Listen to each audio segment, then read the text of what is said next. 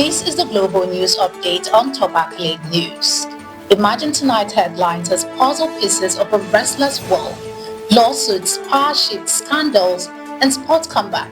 Each story is a fragment, but together they form a big picture of what politics, money, and ambition keep rewriting tomorrow. The headlines: Trump sues New York Times for $15 billion over alleged defamation. China breaks into UN's top 10 most innovative economies. US Appeal Court blocked Trump's attempt to remove Fed Governor Lisa Cook. Trump adds 5 countries to US counternarcotics failed list.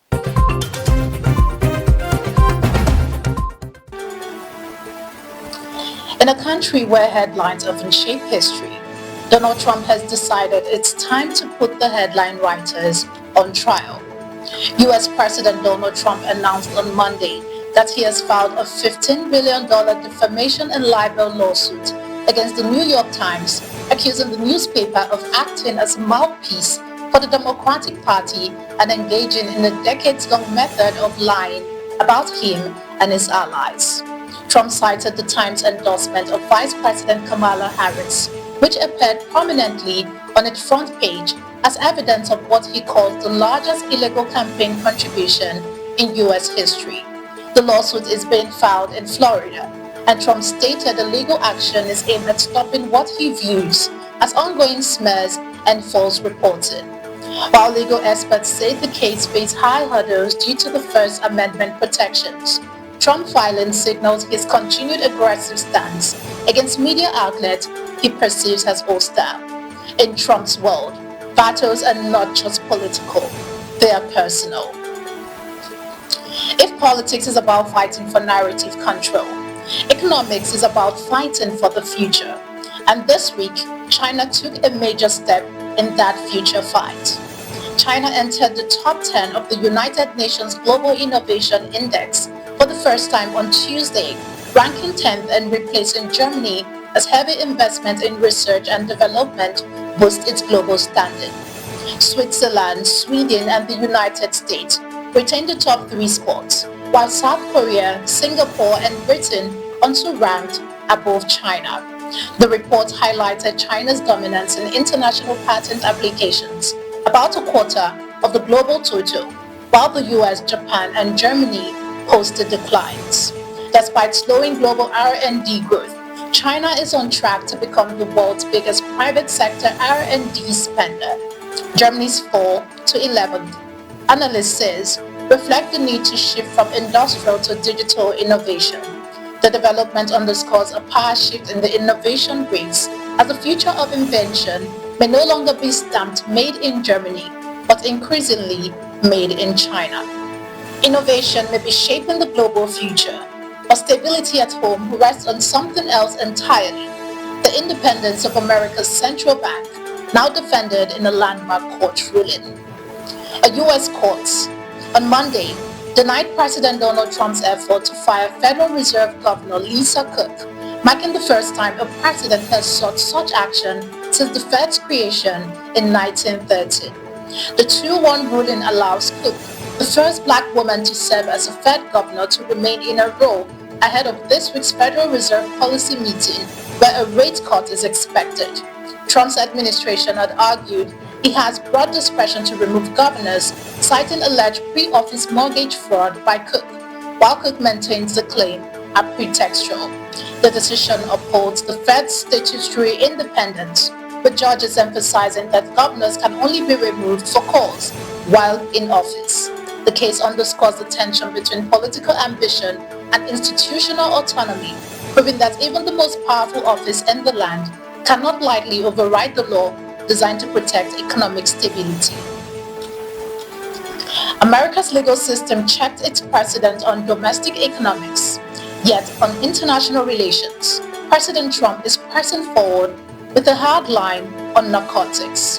US President Donald Trump on Monday designated Afghanistan, Bolivia, Burma, Colombia, and Venezuela as countries that have failed demonstrably to meet their obligations under International Counter-Narcotics Agreement, a move that could reduce US aid to the nations. Trump specifically criticized Colombia, citing record cocoa cultivation and cocaine production under President Gustavo Petro, while commending Colombian security forces for their efforts against trafficking.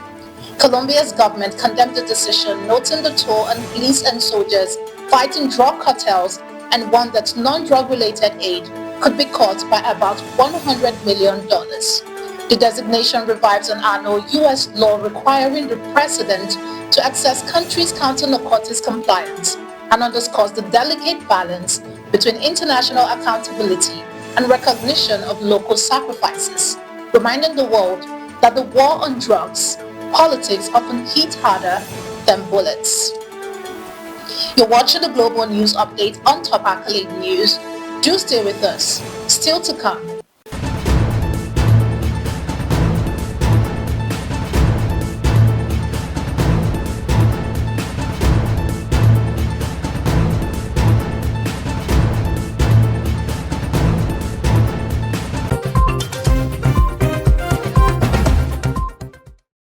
Thanks for staying with us. Just as Europe seeks to project unity against Moscow, a sudden pass in Brussels shows that even the strongest front can fracture under the weight of war. The European Union's planned 19 package of sanctions against Russia over its invasion of Ukraine was unexpectedly removed from the agenda of an ambassadors' meeting in Brussels on Wednesday, with diplomats confirming no new date has been scheduled. The European Commission had been preparing the measures for weeks, but the discussions were halted without explanation. The polls highlight division within the bloc as it struggles to maintain pressure on Moscow nearly 3 years into the war. Even united fronts can show cracks when political fatigue sets in. While diplomats debate sanctions in Brussels, police in Georgia made their own decisive move, this time against a man accused of stealing hearts and fortunes. Simon Leviev, the Israeli con artist featured in Netflix's 2022 documentary The Tinder Swindler, was arrested in Georgia after arriving in Batumi Airport, authorities said on Monday. 34-year-old Leviev became infamous for posing as an heir to a diamond fortune on Tinder, allegedly swindling women out of an estimated $10 million through romance fraud between 2017 and 2019. Previously convicted of fraud in Israel and serving a 5-month prison term, he had been traveling freely worldwide until the arrest. Victims detailed how he manipulated them with luxury gifts and threats before demanding large sums of money. While his lawyer said the reason for the arrest remains unclear, the case spotlights how modern romance and crime intersect online. Some fairy tales come with a shocking bill at the end. From chart-topping hit to courtroom headlines, Lil Nas X now finds himself in a battle far removed from the stage. A lawyer for Grammy-winning artist Lil Nas X confirmed on Monday that the rapper is in treatment following his August arrest in Los Angeles for allegedly attacking police officers while naked and resisting arrest. He pleaded not guilty to 4 felony charges, with his next court appearance scheduled for November 18th. His legal team emphasized that treatment is focused on his well-being, supported by family and colleagues, while the artist himself admitted on social media that the ordeal was terrifying. The case underscores how even stars who rise fast can suddenly stumble. Fame doesn't shield anyone from personal battles. And so in sports, Tom Brady joins NFL stars for 2026 flag football tournament in Saudi Arabia.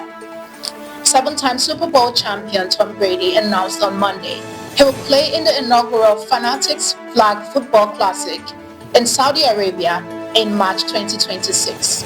The event comes as flag football prepares for its Olympic debut at the 2028 Los Angeles Games, where Tom Brady, now 48, may be eyeing a gold medal bid. Even in retirement, Brady showed he isn't done chasing trophies. For legend, competition is a lifelong calling. So tonight, we've seen lawsuits framed as crusades, economies racing for their future, and athletes refusing to leave the field. The common thread: every headline carries a fight for truth, for power, for redemption or for glory. And as long as those fights continue, the news will always be unfinished business. I am Ojarumi Okocha. Do have a wonderful day and keep watching the global news updates on Top Accolade News.